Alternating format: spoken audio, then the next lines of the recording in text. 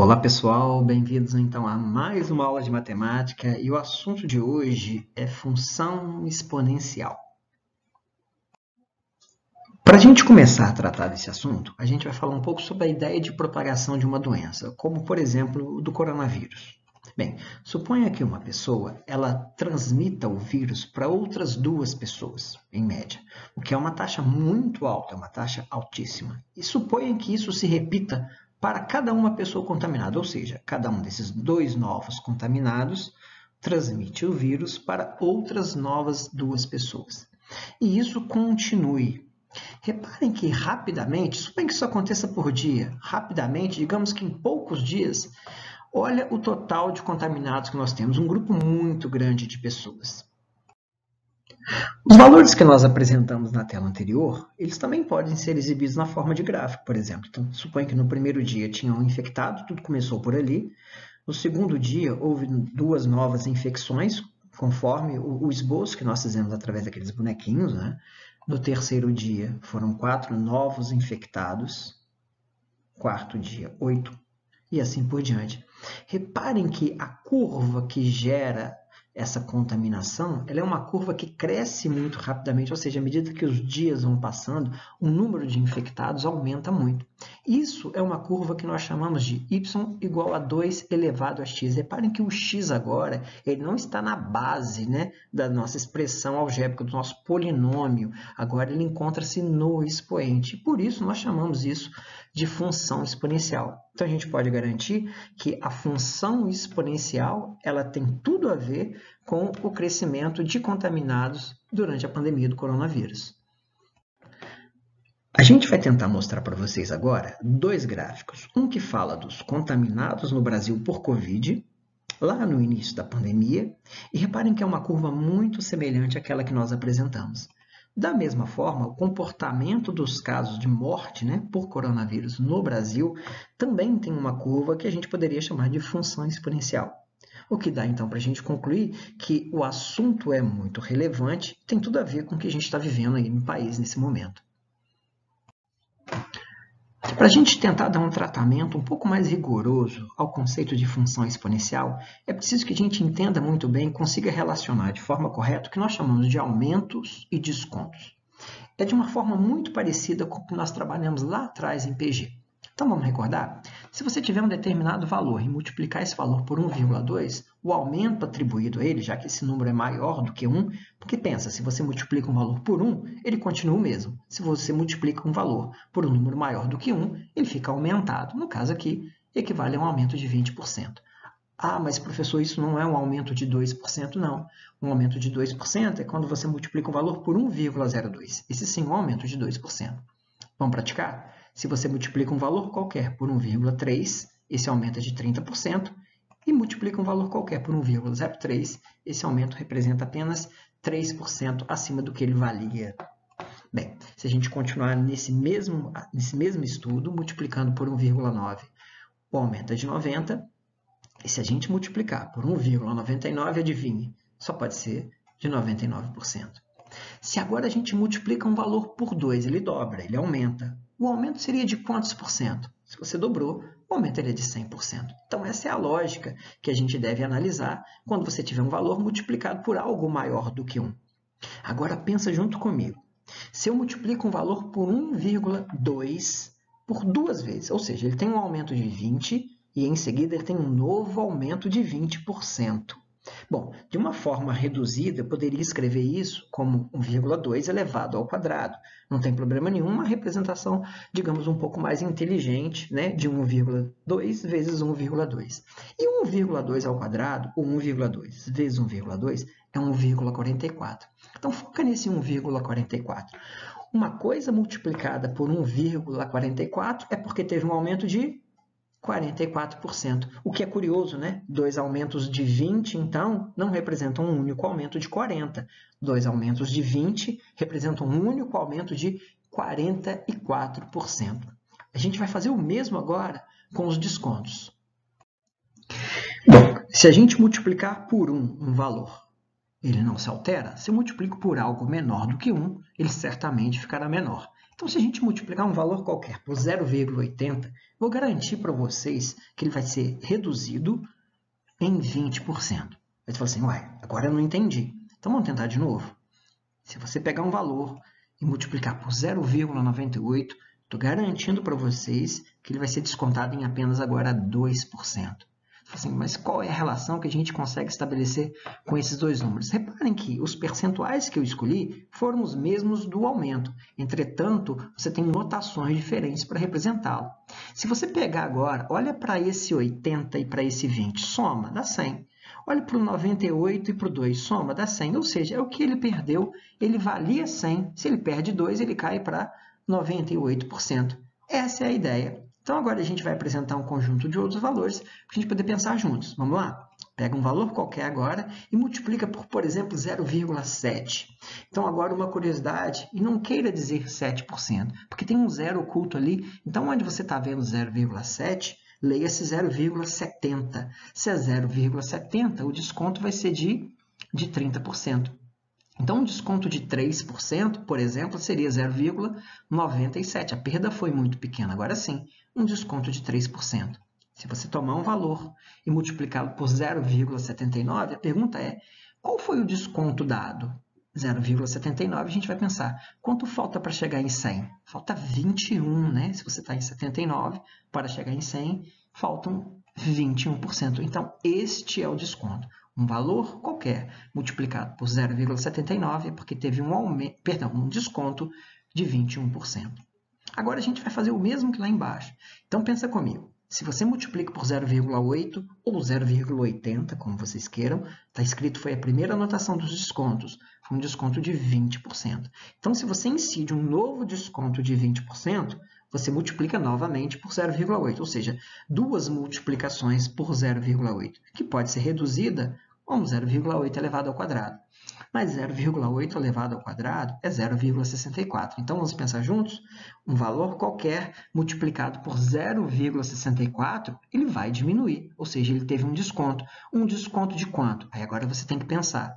De 64 para chegar em 100, faltam quanto? Faltam 36%. Então, este é o desconto. Ou seja, dois descontos de 20 não é um desconto de 40%.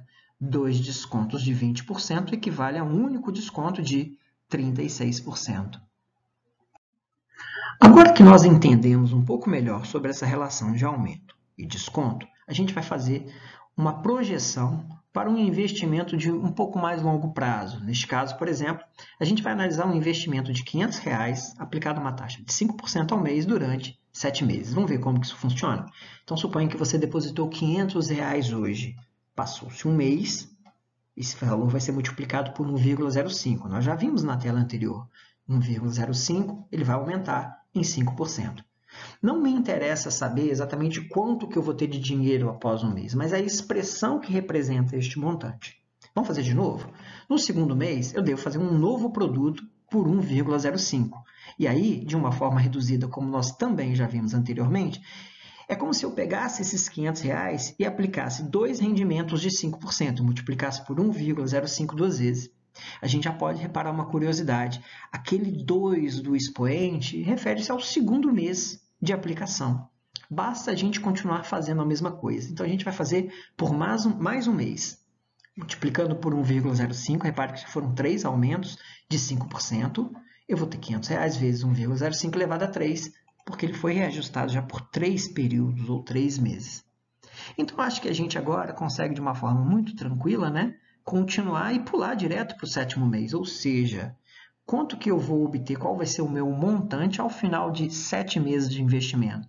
Eu vou pegar os meus R$ 500 e aplicar 7 aumentos de 1,05 ou de 5%. Reparem que esse 7 ele figura no expoente do percentual.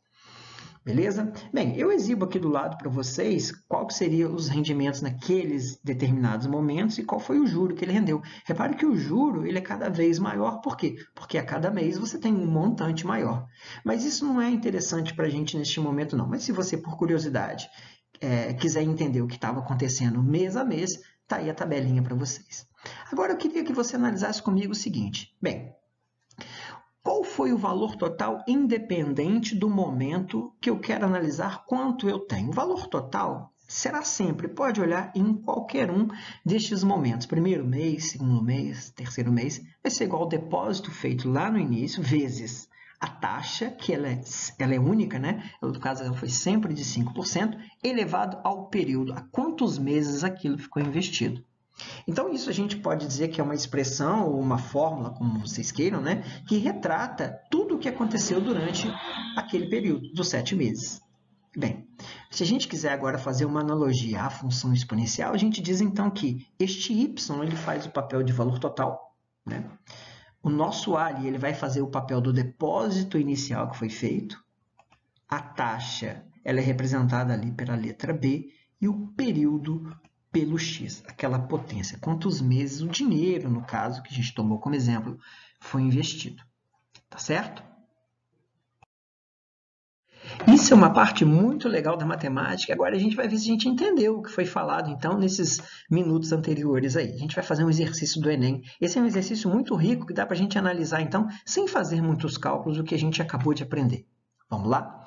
Considere que uma pessoa decida investir uma determinada quantia e que lhe sejam apresentadas 3 possibilidades de investimento, com rentabilidades líquidas garantidas pelo período de 1 ano, ou seja, esse dinheiro vai ficar aplicado por 1 ano. O investimento A ele tem uma rentabilidade de 3% ao mês, o investimento B de 36% ao ano e o investimento C de 18% ao semestre. As rentabilidades para esses investimentos incidem sobre o valor do período anterior. O quadro fornece, esse quadro mais à direita, algumas aproximações para a análise das rentabilidades. Então, é um quadrinho que a gente vai pedir socorro no momento que a gente precisar fazer um cálculo que não esteja muito ao nosso alcance. Para escolher um investimento com a maior rentabilidade anual, ou seja, o melhor investimento, a pessoa deverá, eu não vou ler as alternativas com vocês, ele quer saber se é o melhor investimento A, o B ou o C. Então, vamos lá? Bem, o investimento A seria muito errado a gente pensar assim, 3% ao mês por 12 meses, 36%. A gente acabou de ver que não é assim que se faz, porque 3% ao mês, então essa ideia ela é completamente absurda. O que nós devemos fazer? Bom, a gente tem que pegar um valor, aumentá-lo em 3%, ou seja, multiplica por 1,03 e acrescenta, eleva isso a 12, porque são 12 períodos, 1 ano. Bem, quanto é 1,03 elevado a 12? É uma conta tanto quanto complexa da gente realizar, mas ela consta aqui nesse quadro, ela veio de graça. Eu vou destacá-la agora para vocês dar uma olhada. 1,03 elevado a n, no caso um n valendo 12, dá 1,426. Eu vou tomar apenas 2 casas decimais e considerar que esse valor do investimento foi multiplicado por 1,42. Já o investimento B, ele tem uma rentabilidade anual de 36% ao ano, ou seja, o cara deposita o dinheiro, ele não pode ser mexido e após 1 ano ele retira esse dinheiro com uma rentabilidade de 36%. Então, basta multiplicar por 1,36. Já deu para perceber que o investimento A ele parece um pouco mais lucrativo do que o investimento B, mas falta o investimento C para a gente analisar. O investimento C são 2 aumentos de 18%, porque ele é semestral, ele é de 18% ao semestre. No primeiro semestre ele cresce 18%, no segundo semestre ele cresce outros 18%. Só que 1,18 elevado a 2 não vai ter jeito. A gente vai ter que ir ali no cantinho e fazer um rascunho, multiplicar mesmo, dá uma olhada. 1,18 vezes 1,18. E a gente encontrou ali algo em torno de 1,39 e eu vou usar apenas essas 2 primeiras casas decimais. Eu vou colocar ali para a gente. Bom, então já dá para a gente ter um parâmetro sobre os 3 investimentos. Dá uma olhada. O investimento A, uma rentabilidade de 42% por ano. O investimento B, de 36% e o investimento C, de 39% ao ano. O que nos dá uma alternativa correta, sendo a letra C. Por quê? É melhor escolher o investimento A, pois sua rentabilidade anual é maior que as rentabilidades anuais dos investimentos B e C. Eu gostaria que vocês me acompanhassem agora nesse exercício. Um investimento de R$1.000, a taxa de 10% ao mês, dobra seu valor após quanto tempo? a gente pode estar utilizando aquela mesma ideia mostrada anteriormente e, genericamente, essa é a função exponencial. Você vai dar uma pausa no vídeo agora e tentar fazer essas substituições mentalmente. Veja se elas não ficaram assim. O valor total, ou seja, eu quero obter 2.000 a partir de um depósito de R$ 1.000, multiplicado pela taxa de 1,1 ou 1,10, como vocês queiram, por um período ainda desconhecido. Dá para simplificar esse 2.000 com esse 1.000, ou o 1.000 passa para lá dividindo, e a gente vai ter essa expressão para resolver, que nós chamamos de equação exponencial. Com os recursos que nós temos até agora, ela vai ficar um pouco travada, porque agora a gente vai precisar falar um pouco de logaritmos, mas é um tema para a próxima aula. Então, muito obrigado por ter chegado até aqui e nos vemos na próxima.